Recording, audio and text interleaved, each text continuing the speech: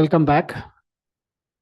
Welcome back to this session. So on this session, we will continue on the GHG inventory reporting tools. So in the last session, we had an overview of what are the information that are needed to be reported and what is the format of the information to be reported. And in this session, we will work. I'll show you how the GHG inventory reporting tools that the Secretariat has been developing works. And tomorrow, I'll show you the basic features of the tool and how the tools look like, what is the layout and so on. And we do not do the hands-on exercise today yet. So tomorrow morning, we have half a day to do the exercises. So for the demo that I'm going to do today, so we'll be doing 7-8 exercises tomorrow for you to walk through the tool and use the tool by yourself. So I think you already have received the credentials to log into the applications for tomorrow. If you have not received those login credentials, then we have some dummy accounts for you to start using the tools so that you can also use the tools even if you do not have the access for that tools yet. So this tool, the GHG inventory reporting tools, it's not a public tool. So it is to be used only by the authorized users. So you need to have a nomination from the from your country focal point. So from a focal point to access the tool, and then this is the test version. So in the test version, we are giving access to the 3 users per party to use the test version. And I understand that not all of the parties in the room has access to the tools, to the test version yet. So if you do not have the access to the tool test version yet, please write us an email to tool support or any one of us in the room here, one of us in the room here, or to the tools.support@unfcc.int. And then we will facilitate in providing the 3 users and access to the ETF reporting tools so that you can use these tools to get the access for getting familiar. And later on in June, when we'll be releasing the final version of the tool, then for each party, the UNFCCC Secretariat would provide 1 user account for the admin user, and that admin user would be able to add as many users as they can in the country. Okay, thank you, Nashib. I just wanted to explain, because I got this question in the coffee break. It is important to have this at least 3 users from each of the countries. And I know in the room there are countries that have not provided the users yet. It is important not because I got this information that you are not ready to report yet. We know, but you need to be ready to report in July when the new tools will come. I don't want these tools to be very new for you. So I want you to play a little bit with it. You don't need to put any official information, because anyway, it will be deleted. So whatever you put now, it will be deleted. But you need to play with it, because if you play with it, you will know the moment you will be asked how to use it for real, you will already know how to put things into the tool. So it is important to play with it, to try to export, import information in it, put whatever information that you want, play with it, see how it works, how it adds together the information. You will understand the decision, the way the category tree is showing, what Nashib and Jamie and Gopal will show you. You will also be able to play with it, because if you are getting this training here and next week you start doing something else, by the time we will provide this tool in end of June, you would have forgotten. So it is important in the meantime to say, oh, let me see how it works. We said we need 3 users from each country. that can also stay with some colleagues to do it together. It's okay. Play with it. Try to break the system, to test it. That's what we need. And my goal is by the end of this training here, that I have 3 users from each of the countries at the table. Yes? Okay. Thank you. Thank you. Thank you, Vlad, for explaining that. And now I'm going to log into the tool. So I'm doing it from the beginning so that you know, like when you get your credential, how the login process would work. So when we provide you the access, we also give you the link to access the reporting tool. So it's app.unfcc.int. So once I go into that tool, it will ask me for the username and the password. So only if you have a username and password, you will be able to access the tool. So let me put my username and password here.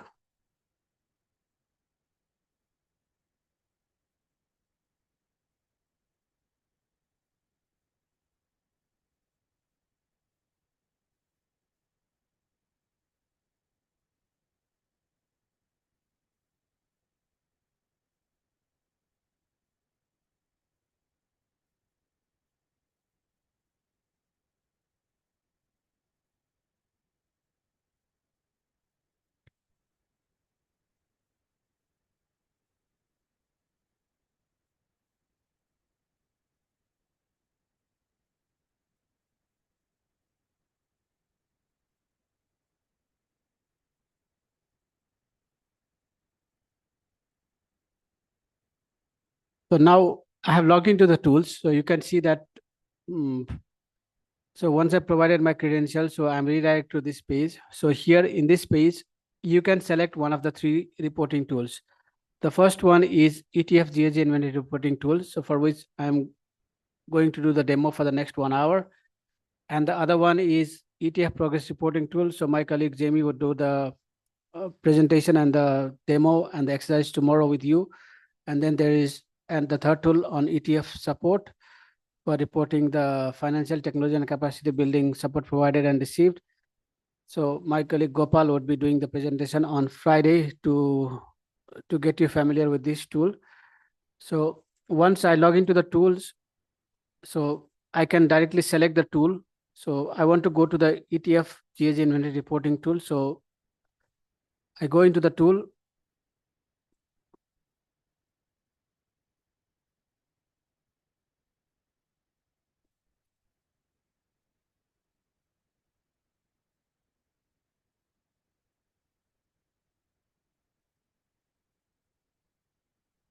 When you open it for the first time, it takes a bit of time for the application to load. So you have to wait, but the next time once you log in, then it won't take a lot of time. So since I have been using the same tool for the many of the training, so I'm already redirected to the screen. But if you are logging in for the first time, then you'll be seeing this version. So I want to show the whole workflow from the creation to the generation of the reporting tables. So when you log into the application for the first time, and if you have not logged in before, then this is the screen that you will see. And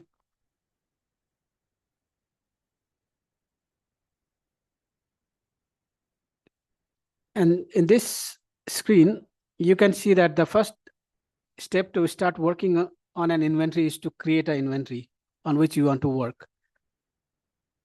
And this is the place where you can create the inventories. And there are 3 ways you can create the inventory. One is like if you are doing it for the first time, you create a blank inventory. That is the first option. The second option is if you have already created an inventory in this tool and then you want to use that version to do another version. You want to create a copy of that version and add some data, or you want to use the submission from the last year's to add some data to submit it this year, then you can use the second option when you are creating a copy. And the third option is you have estimated your GHG inventory in IPCC software. And then you want to transfer the data from the IPCC software to the GHG inventory reporting tools. Then in that case, you click on the third option. So there are three options that you can create an inventory.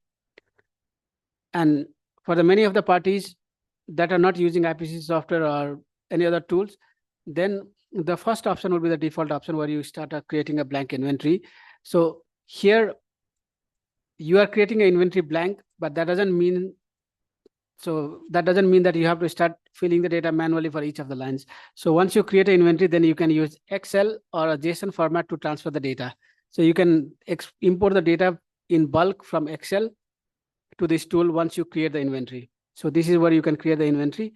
But before creating an inventory, I'll just walk you also through some of the sections here. So here you always know in which tool you are in.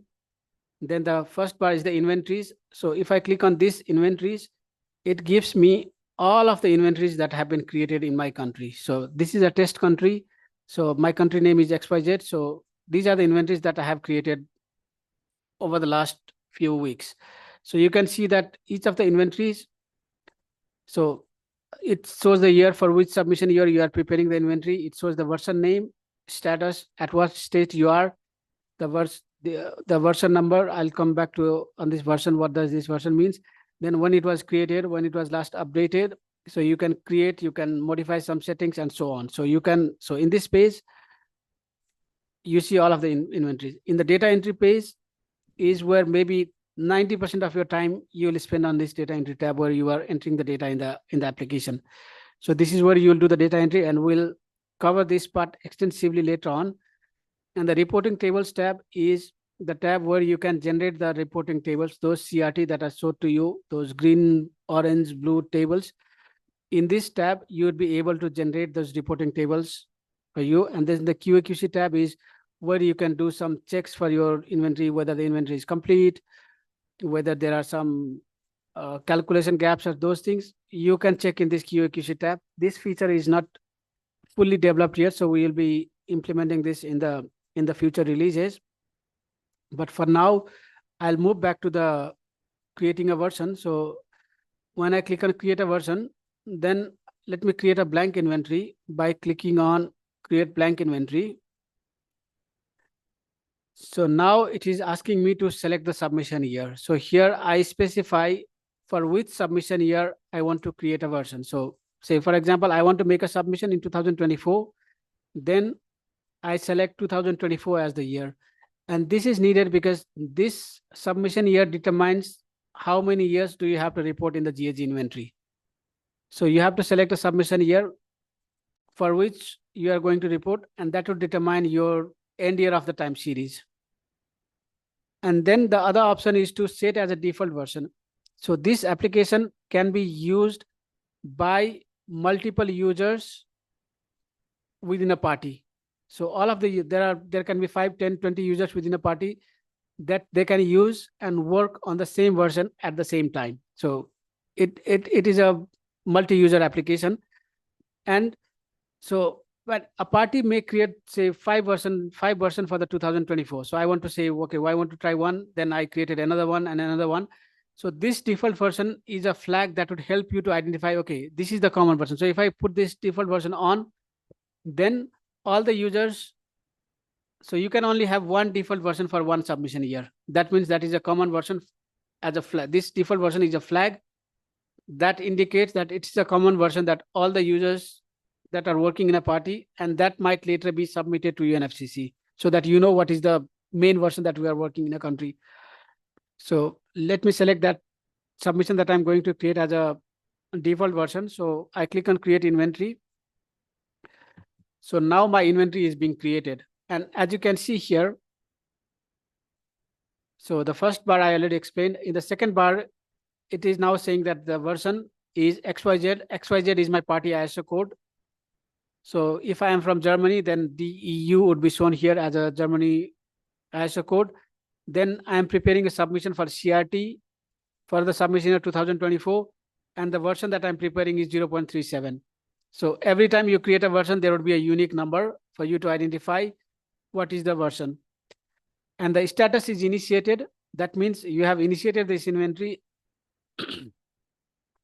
And unless you click on, unless the status becomes started, you cannot yet enter the data in the inventory version. And this flag helps you to identify, okay, is that submission ready to work, or if that submission is submitted, or if that submission is for approval, or if that submission is in the QA/QC, so that there would be workflow embedded so that you will know at what stage your inventory is every time. So these two lines you would always see for every version in every page, so that you know that on which version you are and what state. And this default version is a flag that is shown here to indicate that this is a common version. So if I select another version that is not default, then this won't appear there. And then at the end, you can see that this version, I'm online. So you can work on this application online or offline. So at this moment, I'm online in the application. So you can see that I'm online. So if I am disconnected from the internet, then this would be red dot, and then it will be shown as offline. And once you are disconnected from the internet, and once you have created your version, then you can work offline. So your data would still be saved. So you do not have to be online all the time, because not all the parties may have good internet all the time. So there is a possibility to work offline. This is one of the way to work offline, but there are other ways to work offline also that I'll explain later during the demo. And in the version setting, the first question that you will be asked, because now you have to specify the parameters for your inventory version. So what are the things that you want to specify? So for the first question that you are asked is whether you are going to apply the flexibility in light of the national capacity. So that means if I select no, if for example, if I select no, then I can go to another sector setting. I don't have to select anything because I am not applying flexibility. But if you select yes, then so I have selected yes for my version setting. That means then I can select the flexibility provisions. So, and notation keys effects can be used only if you have applied the flexibility. So if a party has not applied the flexibility, you cannot use effects. So if you want to use effects, then you have to use the flexibility provisions. And then I briefly mentioned about this flexibility provisions, para 58, that sets the last year of the time series. So I have created a submission for 2024. So if I do not apply this para 58 flexibility provision, then the last year of my time series will be 2022. But I want to apply this flexibility. So if I select yes, then the last year of my time series would be reduced by 1. So now last year of my time series will be 2021. So now I have applied para 58 flexibility provision. Then I can go to para 57 flexibility provision. So here, if I go to para 57 flexibility provision, if I do not apply this flexibility provision, then my time series year would be every year from 1990 to 2019. But if I apply this flexibility provision here,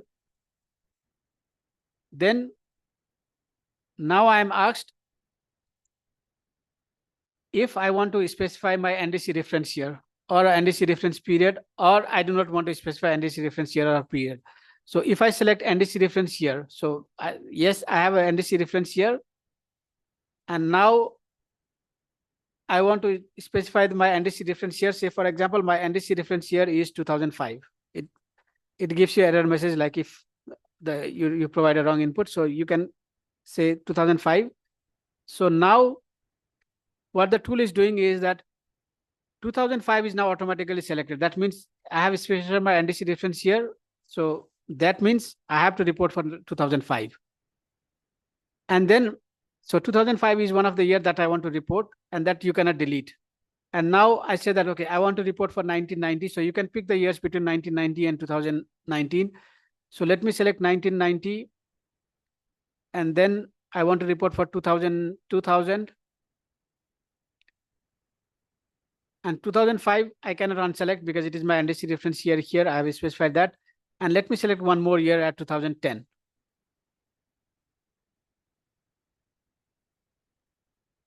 So I have selected these 3 years to report, additional years to report, applying the flexibility for selecting the time series. So this is flexibility provision is also complete. the another flexibility provision is for reporting the F gases.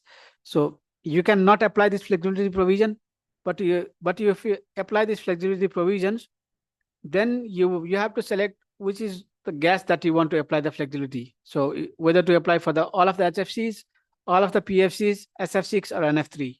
So you can select one of the gases, but in this case, let me say that, okay, I don't want to apply this flexibility provision at this moment. So I think that I can report the F gases. So I did not select the flexibility provisions here. So let me do that.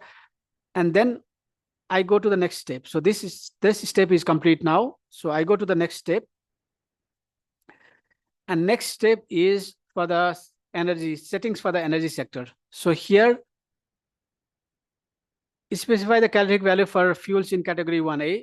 So for every fuel that you use, you have to select either NCV or GCV as the basis to calculate your emissions to estimate your activity data. And then if you want, so this one, you can specify, okay, I want to use NCV as the basis for all my inventory. So you can select NCV or GCV as a basis. So this one also, let me select, I don't want to specify it now. And then another option is specify fuel that is not occurring in your country. So there might be some fuels. There are a lot of places where you have to report for the same fuels in the energy sector. So these are the fuels that you need to report in the energy sector. And like some of the fuels might not be occurring in your country. Like for example, I am a small island country and peat is never occurring in my country. So I say that, okay, I want to report that peat as not occurring at every places. So I select NO for this one, and then I move on to the next one. You can select one or multiple fuels that are not occurring in your country. And then, so there are F gases also. So you can select, like if you want to say that, okay, you can see that there are a lot of F gases as per the MPGs and in the CRT. So you can also select the individual F gases that are not occurring, so that you don't have to write NO every time that gas is occurring. So you can directly select NO for some of these gases. I will again select, I don't want to do it now. And then in the F gases, there are a lot of places where you need to add the same gases to report in multiple categories. And we wanted to facilitate the user by not adding the same gas every time that they want to report. So if you want to report the same gas in 10 categories, then you just add it here, and then that gas would appear at 10 categories so that you can report without adding that gas 10 times. So this is how you can do that. So for each of these categories, so if you want a gas to be added, so let me do that for one gas. So say, for example, I want to add, so you can select each of these individual SFCs. So let me select that, okay, SFC 134A is the F gas that is occurring in the refrigeration industries in my country. And then I want to report it for many of the categories. So I select this gas as the gas here. And then I move on to the next one. So IPPU is also complete now. Then I move to the agriculture. And this one, you need to specify one of the option. Either you want to report only for the dairy cattle and non-dairy cattle, or you want to disaggregate the cattle categorization to further cattle like mature dairy cattle, growing cattle, and so on, or any other cattle classification that you may have done in your country. So then you can select this one of the option. So in this case, let me select option 1.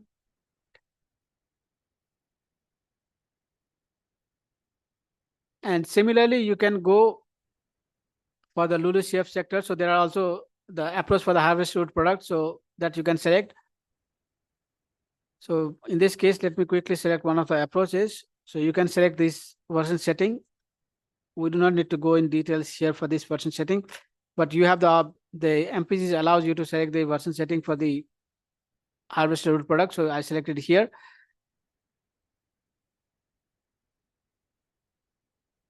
Now I think everything is complete now. So now every of the setting is complete now. So then now you can go to the data entry. So until now, if I have not selected this one, if something is not complete, then you cannot go to the data entry yet. So now everything is complete. So now I can go to the data entry.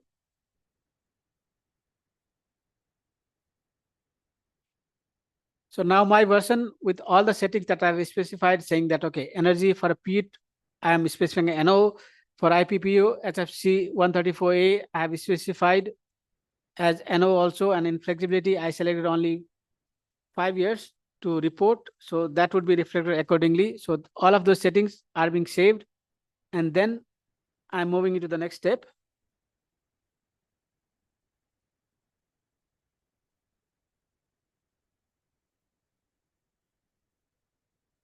And all of the steps that I'm showing here, we have an exercise, corresponding exercise for each of these activities that I'm doing here tomorrow, so that you can do it by yourself. So for now, I'm just wanted to give you the overflow of the work. So now my version is created, and now I'm still in version 0.37 that I had already created. And now the status has changed from initiated to started. That means now my inventory is started. I can do the data entry. And then here online, and then the data synchronized means all the data that I have entered is being saved in the application. So you don't have to click save or anything. The data would be saved in the application as soon as you enter the data there. And on this screen, on the left-hand side, you can see there is a navigation tree, and this reflects the categories in the common reporting tables for each of these sectors. So these are the 5 sectors that we saw a while ago in the MPGs: energy, IPPU, agriculture, LULUCF, waste, and other. So this is the navigation tree. The right-hand side is the data entry grids. So for the energy sector, you can click on this arrow button to expand the navigation tree. So you can see that now energy is fuel combustion and so on. All of the categories for each of these subsectors you can expand. You can expand to the category, and then you can keep on expanding. And then if I go to 1A, then I can go to 1A1.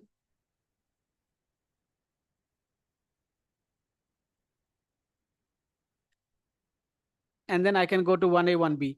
So this is the category tree where you can expand, and then you can also collapse. Like if you do not want to do that, then you can also collapse, and then you can expand.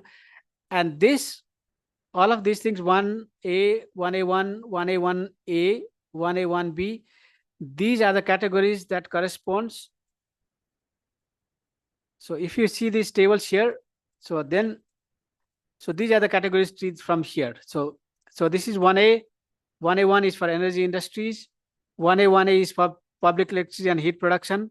And then I have 1A, 1B here, 1A, 1C. So all of the tables that you see here corresponds to this one.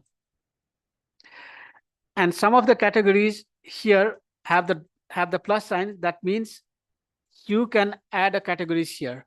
So you can add a categories that is applicable to your country. So you want to say that, okay, public electricity and heat production, if you have a disaggregated data by these subcategories, then you can add the child node here. So these are already predefined child nodes. So you can already add the nodes here. And then you can already see that there is a node are being added here. So 1A1AI, 1A1A2, and 1A1A3 are now added. And then if you have added it, and then you can also customize this navigation tree. If you added it by mistake, you can also delete this one. And when you delete this one, all of the data added for that category would be deleted here. So this is one way of customizing the navigation tree. And then a while ago, for the peat, I had said that I have specified NO for the peat for everywhere. So without me entering any data, so peat is already populated as NO. So I didn't do any data. I just specified one click, and it gave me NO for everywhere the peat occurs, so that it's facilitate your data entry. So in this category, peat is already populated as NO. And then even if you go to another category and look for the peat, so in 1A, 1A2 also, if you go and look for peat, there also NO is specified, so that you don't have to do NO every time on the peat. So you can do that through the version setting. So this is one way of customizing the navigation tree by selecting the items from the drop-down list. And there is another way where you can specify your own country-specific categories if some of these are not covered there. So for example, I go to 182G. So I have a category in manufacturing, industries, and construction that may not be listed here in any of these categories. So I have an industry that is not listed here, and I want to report the emissions for that industry. Then what I can do is I will go to 182G. There are even further subcategories, and even if these are not sufficiently extensive for you, you can still specify your own country specific categories. And to do that, I go to the 182G8 other, please specify, and here I have added that one. And then here now I have the plus sign and the delete sign. I can either add or delete this category. So if I click on plus sign, then I can specify the name of my category. So this is a category that is occurring in my country. So I can add a category for which I want to report the emission. So I'll click on add new. So you can add one category or multiple categories.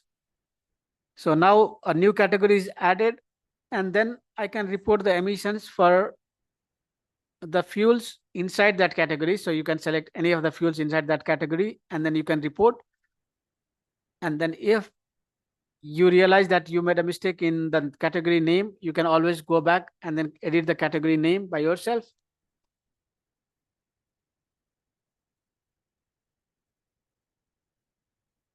So you can do the category naming also. This is how you can customize the navigation tree. So you can go in each sector, or your sectoral expert would go to the each sector and then add the categories in their sectors.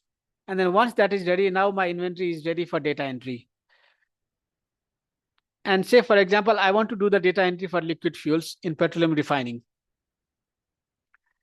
So now here you see that on the right-hand side is the data entry grids. So I'm in 1A, 1B, petroleum refining, liquid fuels is the category name. And then here you can see that the years that are displayed to me are the years that I had selected. So 1990, 2000, 2005. And if I go further, then 2010, and from 2020 onwards, every party has to report. So all of the years that I have selected are reflected here.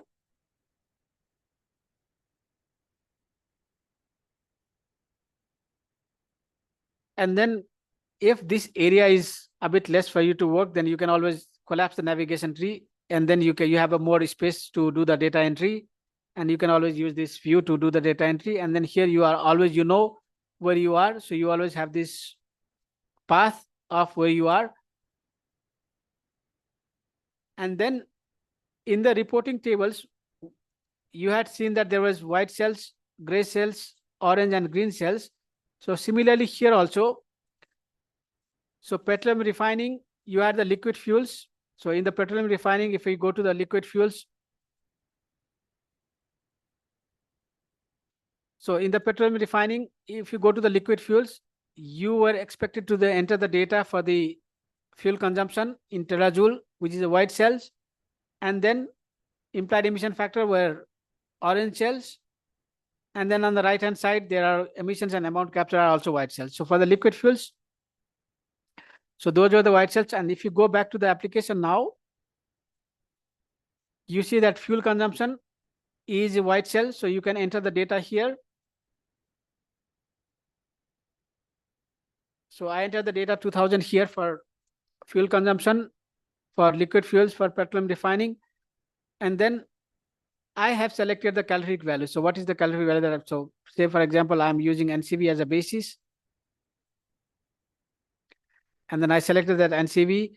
And then the method that I have used is the default method of the IPCC guidelines. So I use D1. And then for D1 for CO2, I have applied this one. And then you can apply T2, T1 for say CS4. And in this case, I'll use this feature apply to subsequent years. So if I do that, then I don't have to select every time that T1, T1, T1 for every year. So it automatically pulls everything on the right-hand side. So you don't have to do it. In this case, I didn't do it. So it's only for 1 year. And then another year, I have to do it again, which might be a tedious work. So instead of that one, if the same method or emission factor is used, then you can apply to subsequent years. And then if you use apply selections, then it would be automatically done, propagated to the right-hand side on the blank cells. So similarly, you can do that for the emission factor information also.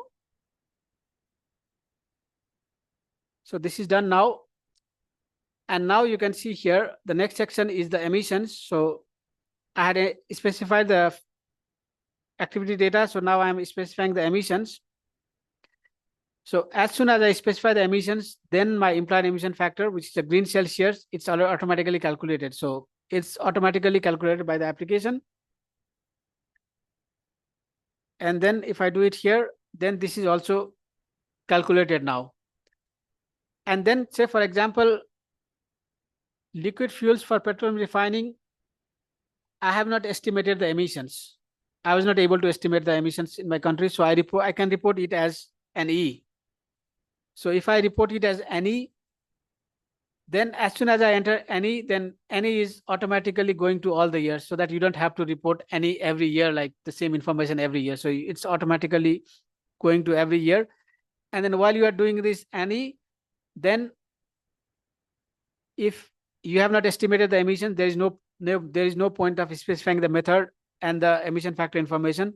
So those are automatically populated as NA, not applicable for you. So you don't have to worry about that one. And even the implied emission factor is automatically calculated based on the notation keys. So it's NE. So actually emissions is NE. That means implied emission factor is also NE.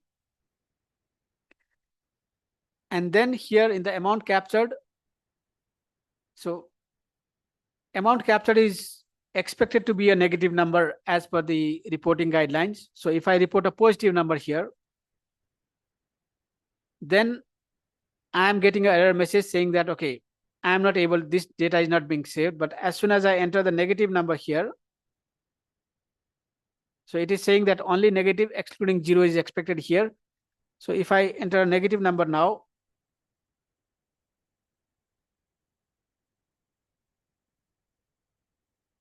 now you can see that this calculation is also updated now to 128.5. Previously it was 117 or something. So now it's updated to minus 23.5.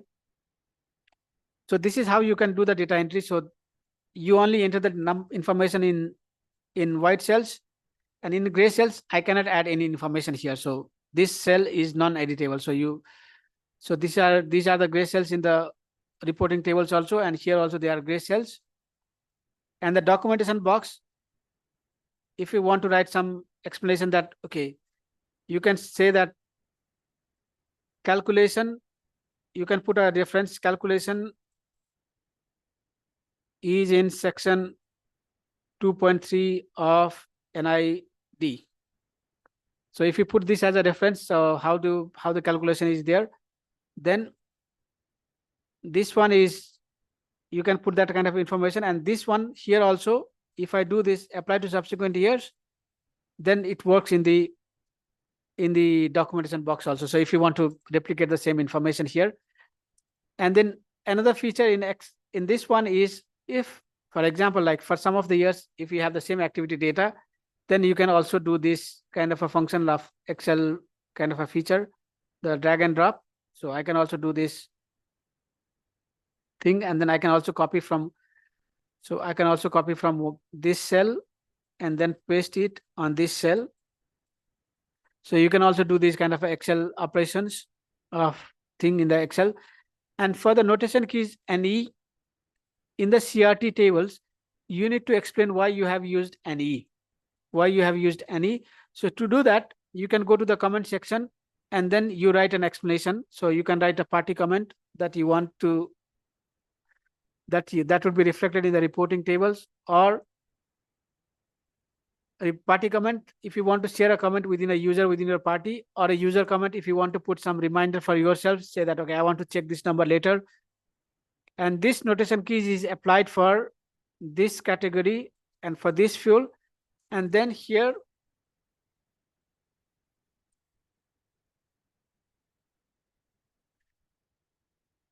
so I click on save. That means I am providing the notation keys explanation for the use of this, why I am explaining why I have used any. And then here you can see that there is a comment provided here. And then here also in the cell, there is an indication that I have used some comment here, and like in the other comments feature, you can also use this apply to subsequent years if you are putting the same comments for every year. So you can use this feature here as well.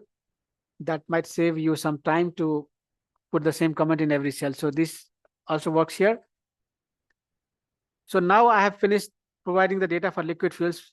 Then I want to provide the data for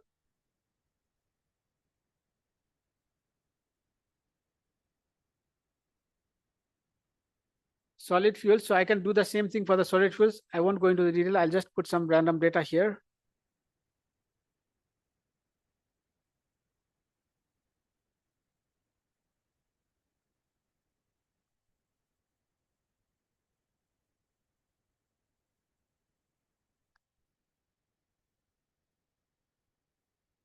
And now you can see that I have entered the data for liquid fuels and for solid fuels.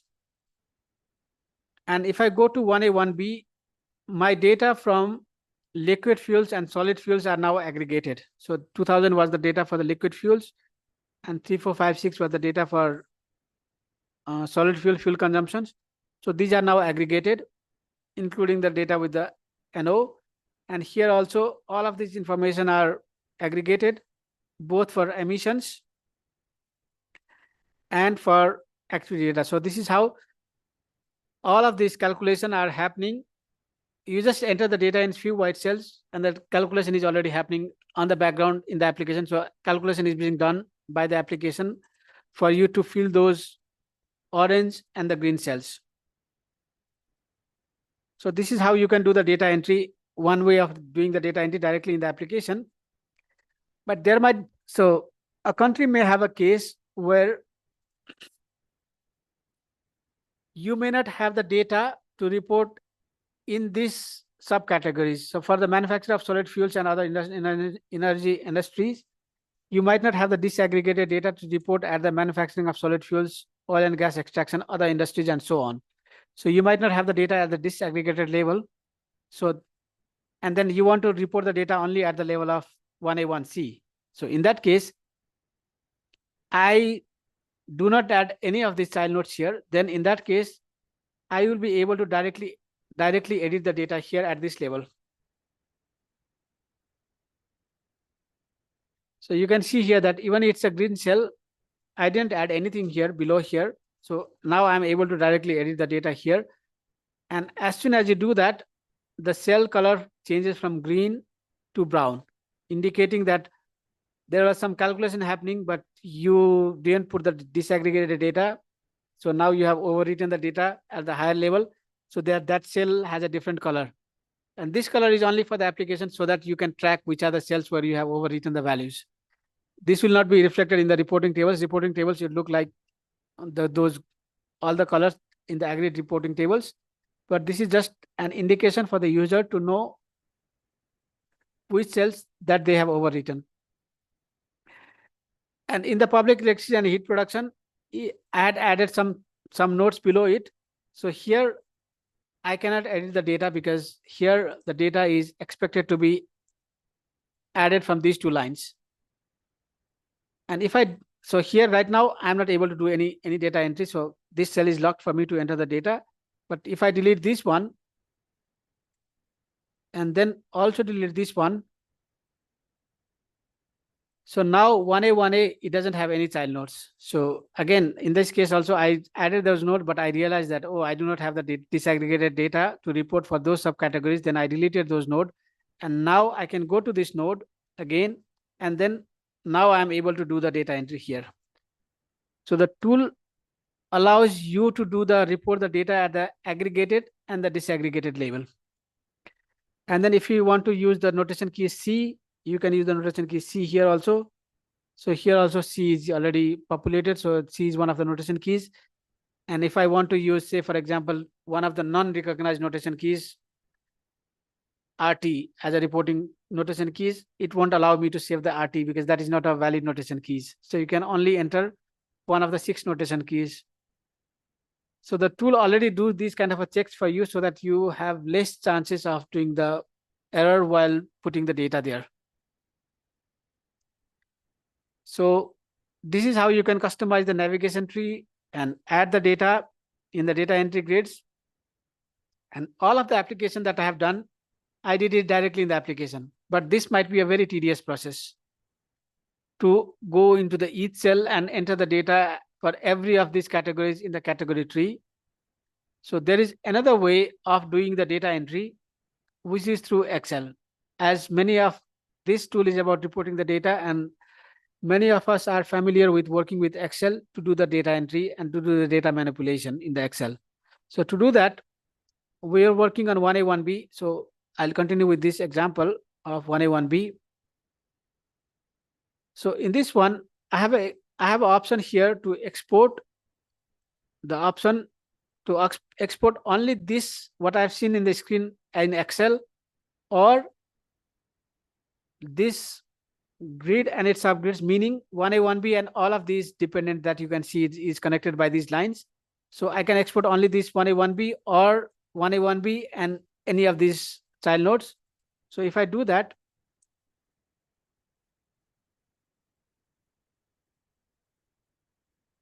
so now my data entry grids, I have exported my data entry grid, and now I can go and look into the Excel how that data entry grid would look like.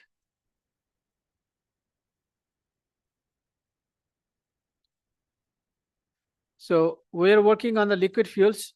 So all of the data that I had entered for the liquid fuels, let me show it side by side so that it's.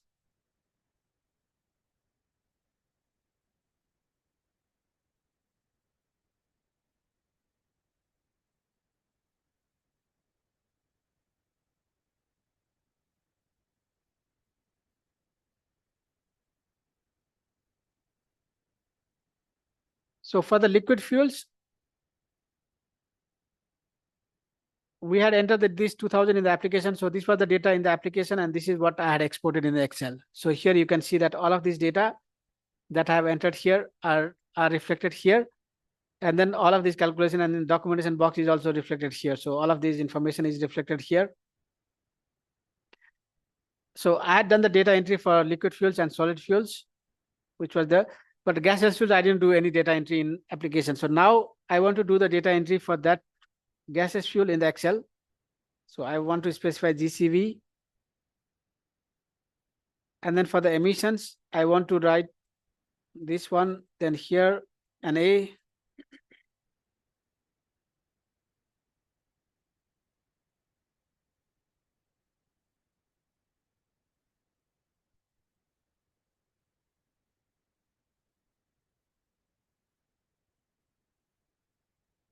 And here now I'm doing the data entry in Excel for the gaseous fuel. And as you can see, I'm still doing the data entry for 1990 in Excel. And then here, unlike in application, these green cells are not calculated in Excel. But you do not need to enter anything for these green cells in Excel. So let us leave them blank. But when you import it back to the application, then these green cells should be calculated. So for now here, and here also, let me just put one D as the factor. So now I have done the data entry in Excel. So assuming that I have done all the data entry, all of the thing in Excel for each of these categories. So the navigation tree that you saw in the Excel, in the application is now shown as a worksheet in the Excel. So now I'm happy with the data entry in Excel. So let me save this file. And I want to import this back to the application. So to do that, I click on option, import Excel file.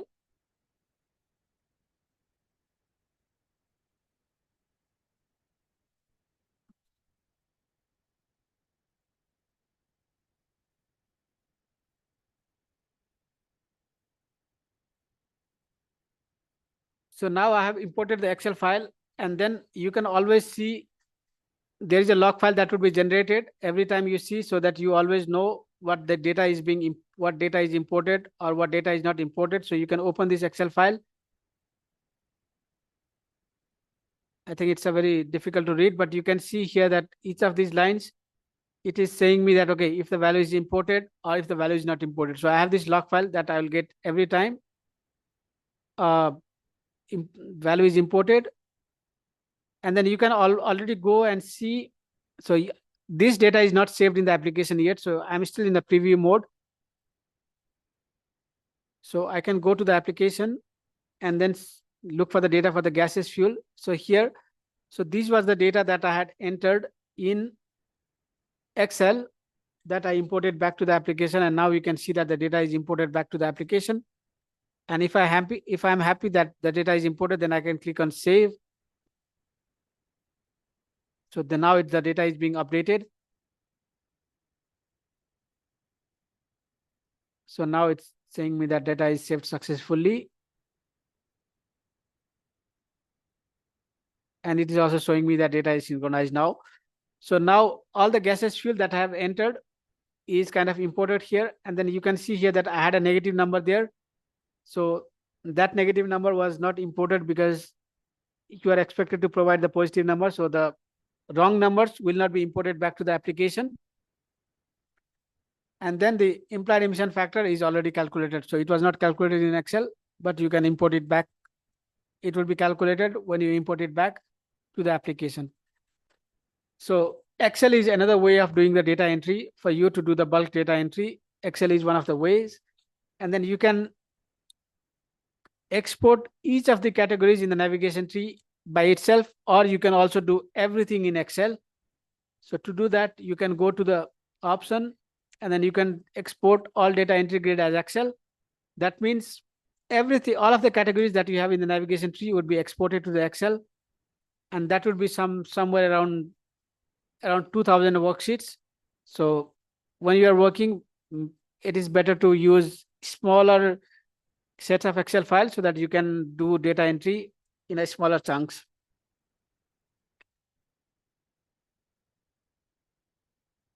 So now my data entry is complete, assuming that I have completed all of the data entry here and everything is complete. Then what I can do is I can now generate the reporting tables. So to do to generate the reporting tables, I go on click on reporting tables. So this is the tab where I can generate the common reporting tables, CRT. So here I can generate the CRT tables for each individual year or for all the years. So these were the time series years that I had selected for 1990 to 2021. So these were the years that I had selected. And then you can select the tables by sector. So you can select one sector or multiple sectors. So you can select all the sectors, or you can also, if you know that the data goes to which table, and you want to see how the data looks in that table, you can also select specific tables. Like if you know that the data that I had entered, I'm expecting the data to be seen in 1AS1. So I can only select that one to see how the data looks like. Or I can, if I'm not sure, I can also select all the tables here. So all of the tables are selected. And all of the sectors is also selected since I selected all the tables. And then I can click on apply.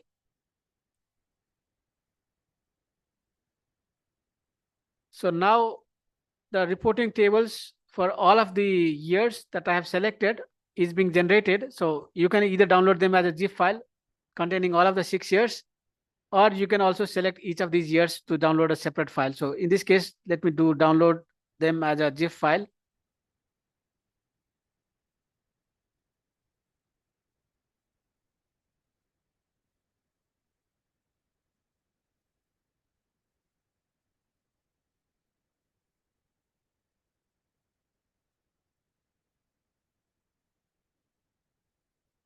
So since it is generating those reporting tables like 60 worksheet for each year, for this, I mean, 6 years are there. So it is taking a bit of time since it's generating a lot of Excel tables. So now let me stop that one. And then I can also do the export of the download of the reporting tables for only 1 year. I can click here as well.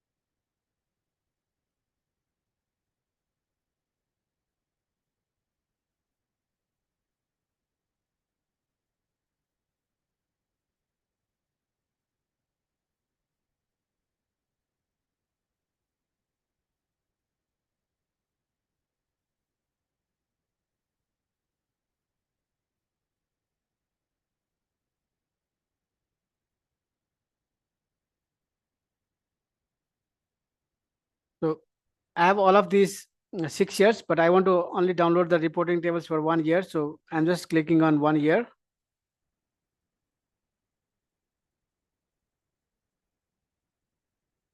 So now I'm saving the reporting tables. So this, it's difficult to read here, but here it's a version name, number, and for which year it is generated. So you have all of those identifier in the file name. So this is the reporting tables that I just generated for XYZ is my party ISO code CRT 2024 from version 0.37 for the year 1990. And this is the date and time when I exported this file. So you have this file, and now you can see that all of these, the application, it generated all of these reporting tables for you, and the data that you had entered for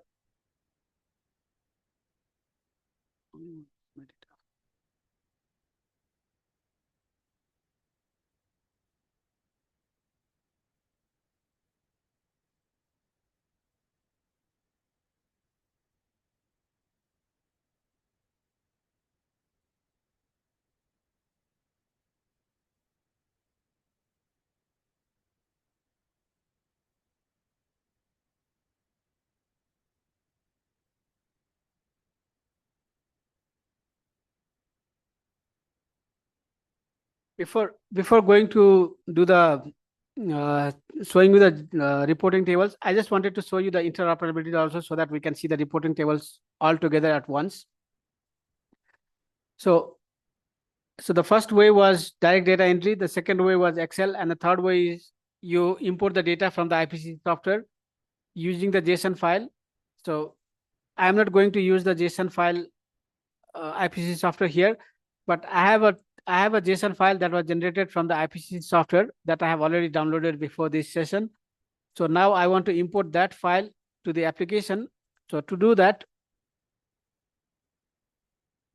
I'll go to inventories, and then I'll select on the upload a file to add a JSON file. So now I'm adding a IPCC JSON file that was downloaded from the IPC software. And then I'm again creating a version for 2024. This time I didn't want to select a default version. So I'm creating a inventory by importing the JSON file that contains the data from the IPCC software. So it is saying that there are some data that could not be imported. So you can always go to the log file and see what data were not imported. And it also gives you reason why the data was not imported.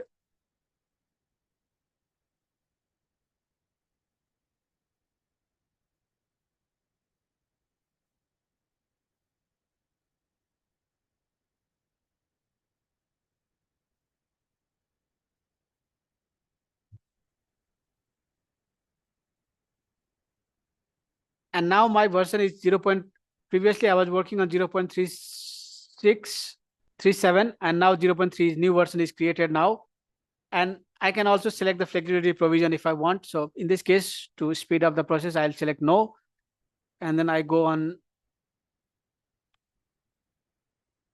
specifying the version setting.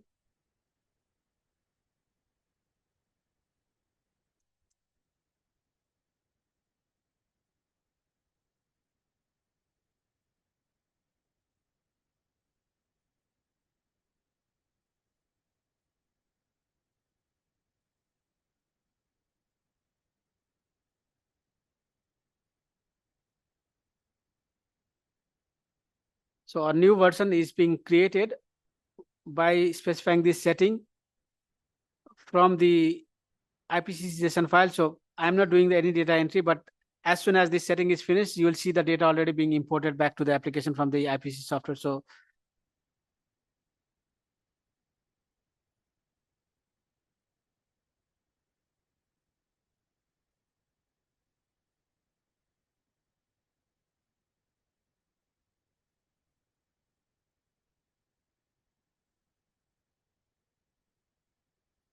So I'm still in version 0.38, as you can see.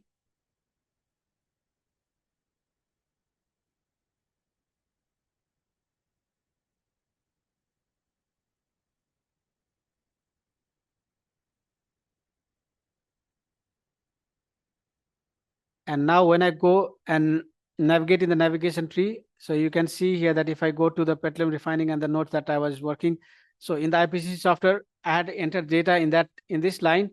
So now the data is already being imported for a lot of these categories here. So you can see, so these were the data that I had entered in the IPCC software. So you can see here that the data that were not entered by me. So you can see here that the data is much more extensive, because in the IPCC software, I had done a lot of estimations. So all of the data from the IPCC software is transferred. And then you can see here that for the energy, I think the inventory is more or less complete. So this IPCC software, the inventory is more or less complete with all of the data that are needed for every gases. And then I have the data for other sectors also that I had imported from the IPCC software. So if I, say, for example, if I go to agriculture sector, you can see that there is already a data for the agriculture sector. So now let me use this version to generate a reporting table. And in this case, I did not select any flexibility option to select any of the years. So in the reporting tables tab, if I select years, now I have all the years of the time series for which I can generate. But since the data was contained in 1990, I'll just export it for 1 year, 1990. And then I'm selecting all of the sectors.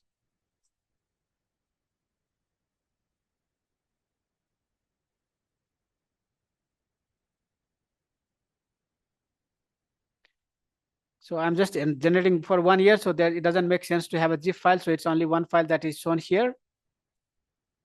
And I'm downloading it as Excel.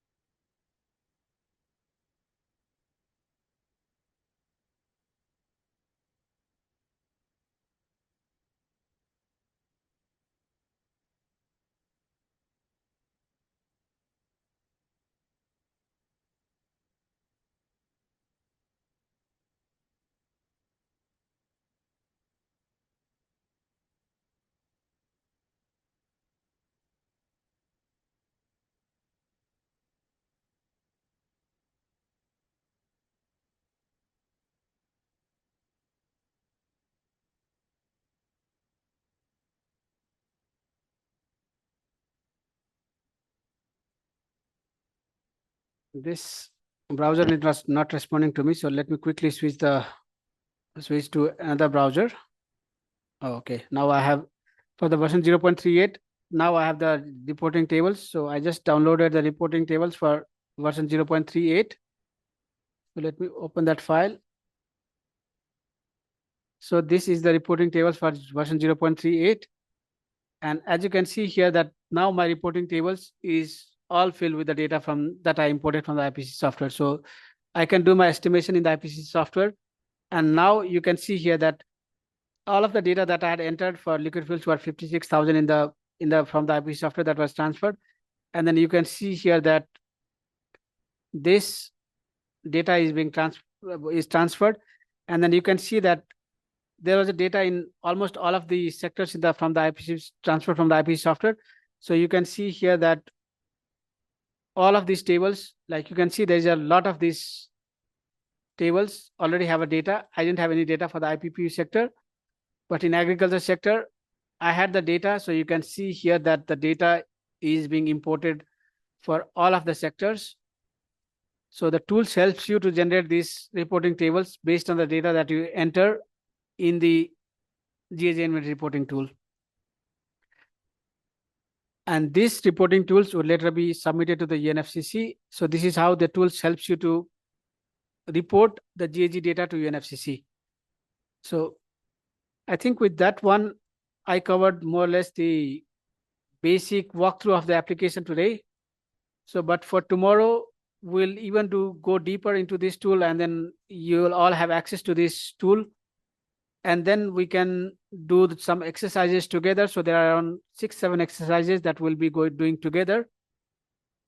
So for next 2 hours tomorrow morning, we'll start with the exercises, and then we'll do so that you get familiar, and then you can ask more questions, because right now I was switching between the screens, moving here and there. So a lot of information for you to process. So I do not want to start the exercise today, so that you can come with a fresh mind tomorrow and we can do the exercises tomorrow. I think that's all from my side.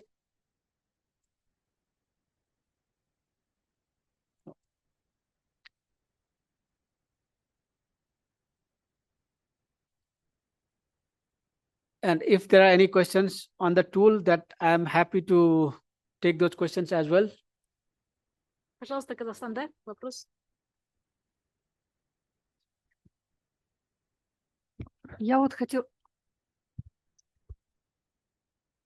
спросить, а вот если мы используем не софт-программу, а сами считаем, загружаем, насколько мы, вот, допустим, если с РФ таблицы скачали в Excel, а потом опять загружаем и нужно перепроверять. А здесь, если, допустим, импортировать, получается, вот эти CTF приложения, насколько они точные данные, потому что нам, когда мы с РФ заново загружаем, нам нужно перепроверять. Это один вопрос. Первый. Можно по очереди, да? Вот.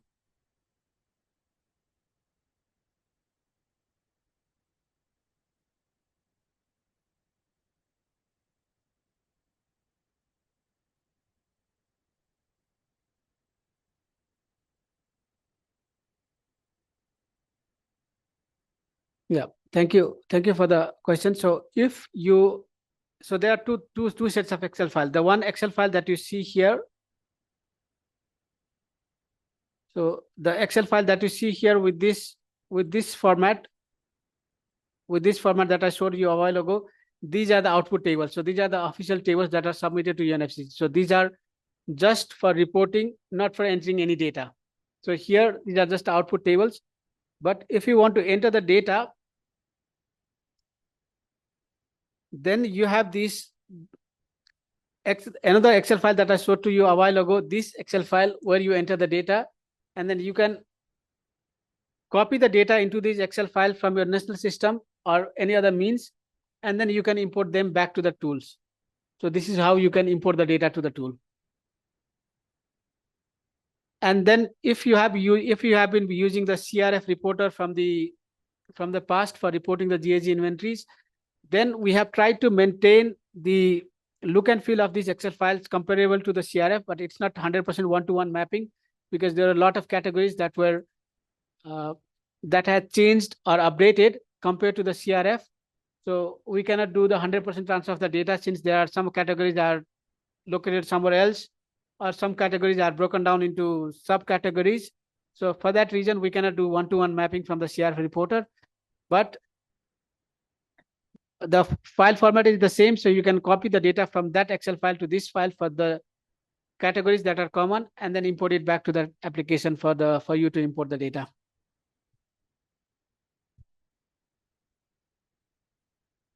Спасибо. То есть, получается, точность данных 100%, да, когда будем загружать в CTF с РФ таблицы? Их перепроверять не нужно будет.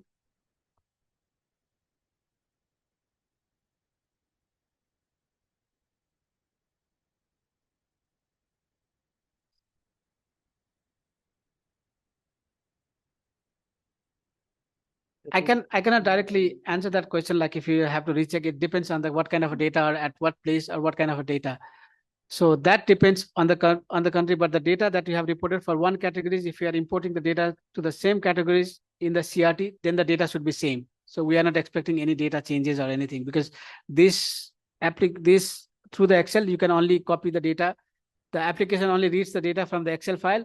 But when you are importing the data, you should not modify this Excel file. So if you add a column to add another year, or if you delete one of the lines in the Excel file, then you will receive an error. Then the data will not be transferred correctly.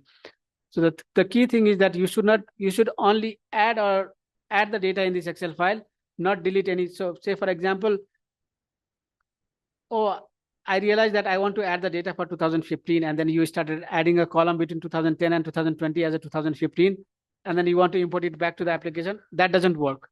First, you need to create a 2015 in the application, and then export a file from 2015, and then import it back.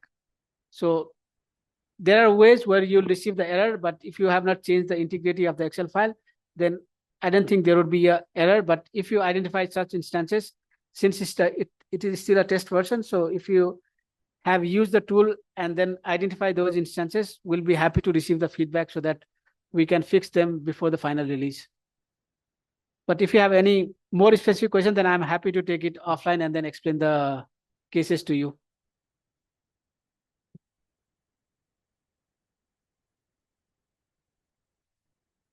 Вопрос есть? И еще можно последний? Я хотела спросить, вот мы за этот отчетный период 22 год будем отчитываться в данном отчете транспарентности. Мы можем загрузить только данную инвентаризацию, кадастр, или нам нужно предыдущий тоже загружать?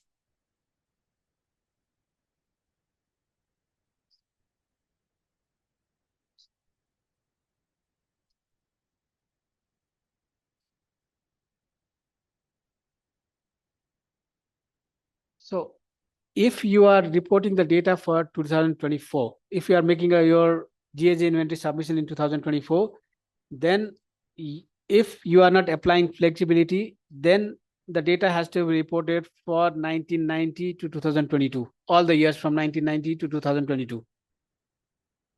So for the submission created in 2024, as per the MPGs, the data containing the submission year -2. So from 1990 to the submission year -2. So for 2024, it will be 2022. So the data for all these years should be reported. And for next year, so for this year, you created a submission for 2024 that contains the data up to 2022. So next year, 2025, you are again making a GHG inventory submission. That means for that year, what you can do is you can create a copy of the 2024 submission. And then for the 2025, you have to submit up to 2023. Then in that case, you can just add one more year. So for the first time that you are making a submission, you have to do it for the whole time series. Then every year that you are making a resubmission, unless there are a recommendation from the technical expert review team to change something, if you want to report the same data, then you can just add every year like one more additional year.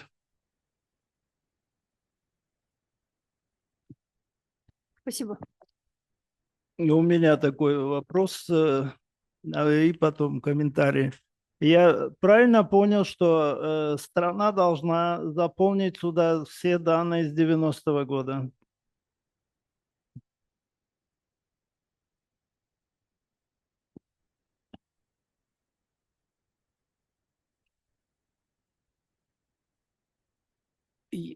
So as per the MPGs, all the parties.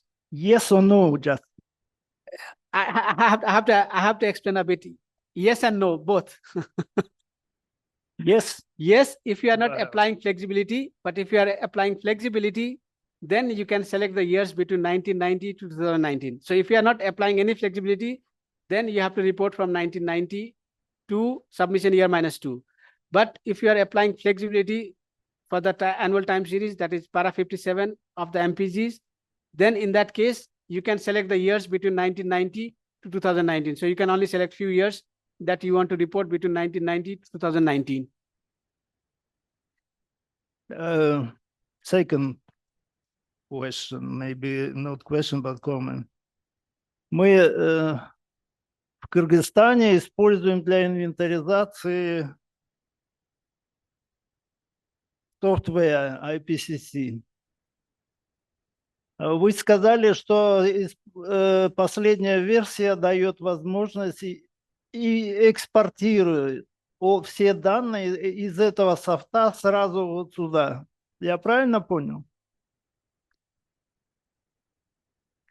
So the latest version of the IPCC software allows you to generate a JSON file. So it will give you a file that you can download that file. And that file, you can import it to this tool. And then all your data that you had entered in the IPCC software, are imported to this tool. So you don't have to enter the data again, all over again. Will you show us tomorrow how to do it? Yes, I'll be happy to show that tomorrow. And that is one of the exercises that we'll be going to do tomorrow.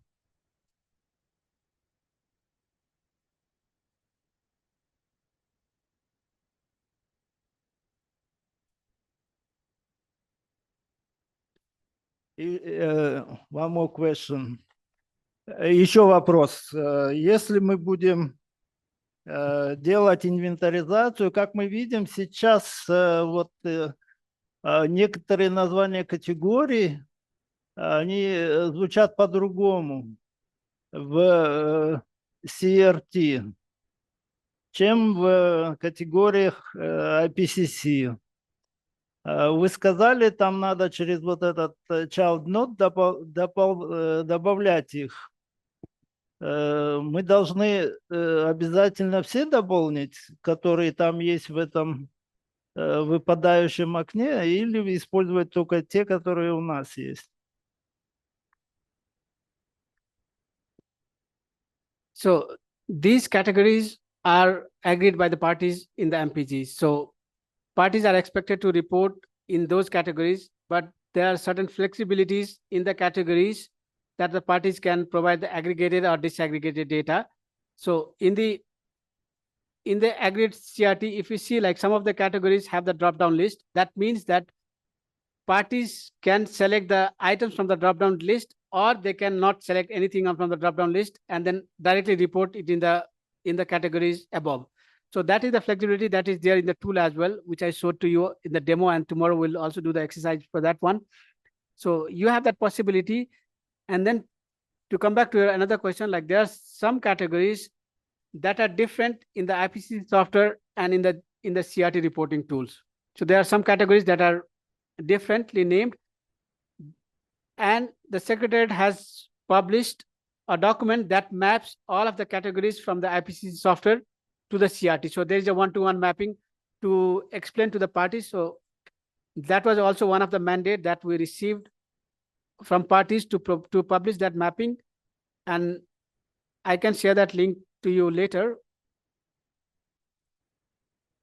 But in our website, we have published a document that gives you an overview of all of the categories that is mapping between the CRT versus the categories in the IPCC guidelines, because it's not always a one-to-one mapping.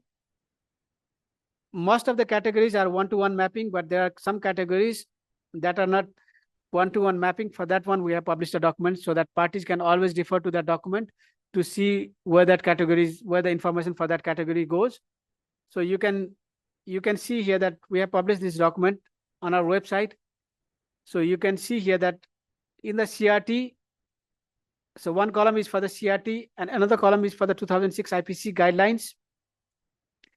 And you can see here that oil and gas extraction category is there in the CRT, but that category does not exist in the IPCC software. So for that one, so if you are going to report this information, so in the IPCC software, this element is included inside other energy industry. So in the IPCC software, this category in the CRT was included inside this one, but here, so we have published this mapping, and then we can always use this mapping. So it's a quite extensive document for all of the sectors. So quite long document for each of the categories of the CRTs. We have published this mapping as well. It is downloaded on this. Yes, it's in our website. I can share the link later to where you can access this document. Да, еще один тогда вопрос. Скажите, вы показали там опцию по ANUF, по NDC. Это обязательно? Это какой NDC? У нас вот уже два было версии. Был intended и был просто updated. Which one to choose? So the presentation is for NDC is coming tomorrow. My colleague Jamie would be exploring you everything related to NDC tomorrow. So you'll have to wait for that question until tomorrow afternoon. So tomorrow afternoon, it will be all NDC. So you'll have a similar kind of things for the NDC as well. Можно? У меня, Баялиев, у меня такой вопрос.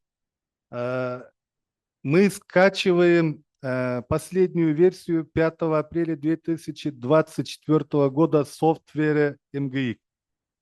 И мы, как привыкли, мы можем забить туда, ввести все данные, получить все нужные таблицы отчета.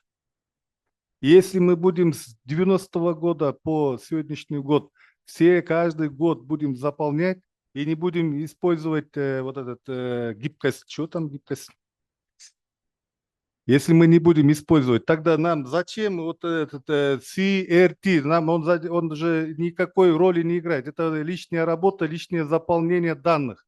Нам это не нужно тогда, получается. Двойная работа. Yeah, thank you. Thank you for that question. So IPCC software is the tool to estimate the emissions. So that is the tool not for reporting the emissions. The parties have agreed to report all of their national GHG inventories in the common reporting tables.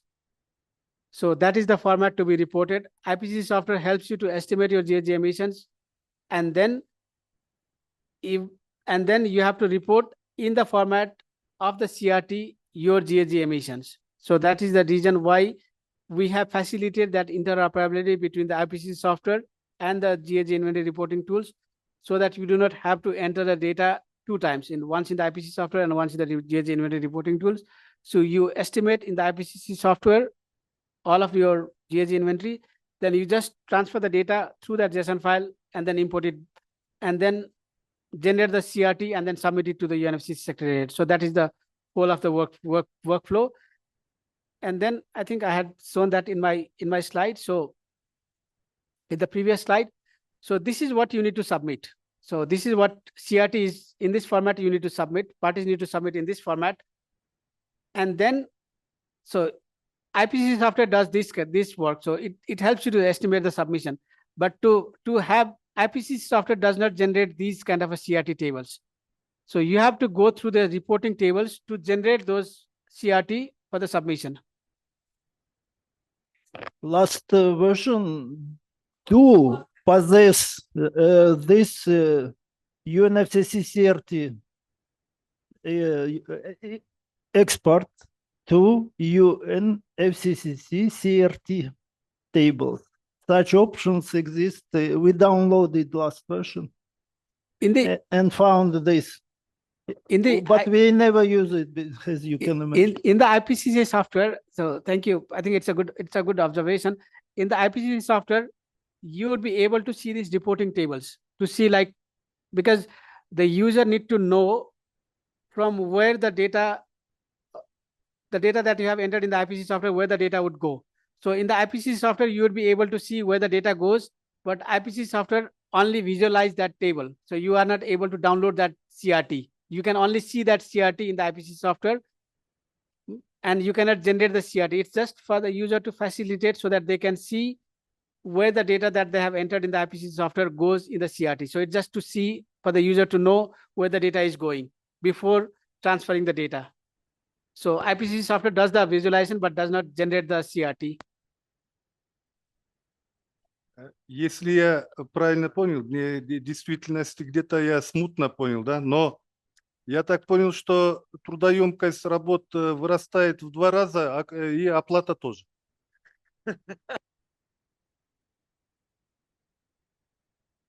So I cannot answer on the question on the payment. So that's outside of my presentation here, but for the time consuming, so we have tried to facilitate the workflow for the parties so that they can transfer the data from the IPCC software. And if something is not clear in the workflow, like if you feel that it's time consuming, then let us please provide us the feedback so that we can incorporate in making this workflow more suitable for the parties and more efficient for the parties. And then I can also explain you tomorrow, like how you can do, you can have your data in the IPCC software, and then we can work together, maybe during the break time or a coffee break, and I can show you how you can transfer the data easily from the IPCC software to the GHG inventory reporting tool.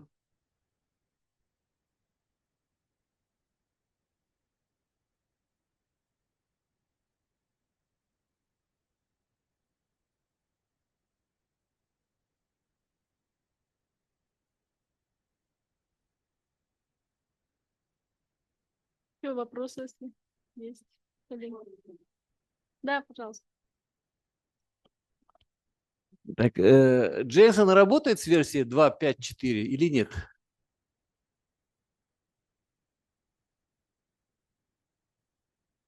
Версия, старая версия 2.5.4 software. Да. JSON с ним работает или нет? Просто скажите. Да или нет? JSON does not work for the version of the IPCC does not work for the version that was generated before 2.87. So IPCC implemented that since the version 2.87.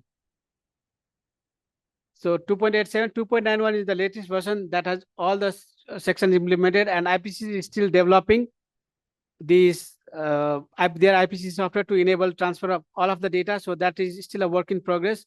So in June, you'll have another IPCC software version that will have even more sectors and more categories that you will be able to import. So we are working together with IPCC to have these incremental releases so that parties can start already preparing the data. So it's not, you cannot use the IPCC version before 2.87 to do the interoperability.